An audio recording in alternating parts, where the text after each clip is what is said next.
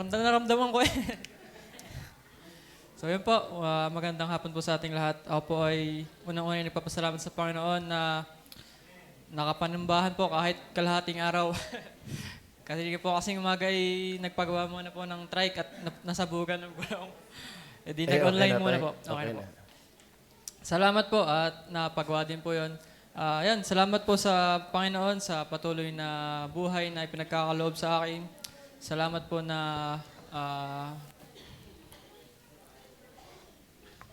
wait lang ba? May candy pa. Ayan, salamat po sa Panginoon na nakakapagpatuloy kahit medyo, ewan ko po, ang aking pakiramdam sa sarili ko ay parang may kulang, parang hindi talaga nagagamit ng Panginoon. Napapasalamat pa rin po ako sa Panginoon dahil bagamat ganun ay nandito pa rin po patuloy na napapaalahanan sa pamamagitan po ng ating pastor, ng marami pang kapatiran. Salamat po yun salamat po doon sa mga ganong Amen. tagpo ng buhay na kahit kaharap nyo ay okay, pero deep inside po ay talagang parang may pagkukulang talaga sa sarili. Lalong-lalot na sa harapan ng Panginoon.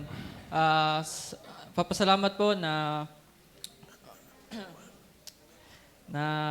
ginagabayan po, yung katulad po nung sa last na nangyari sa akin, kahit na anong parang halos lahat na ng naging sweldo ko sa tricycle na pumapasok, naayos yung tricycle.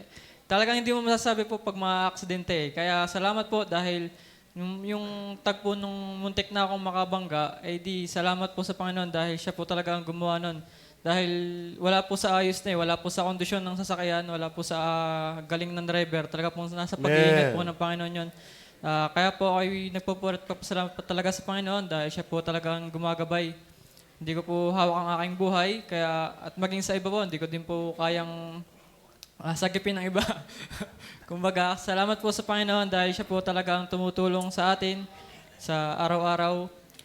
Yun nga po, marami pong dapat ipagpasalamat dahil marami pong pagpapala.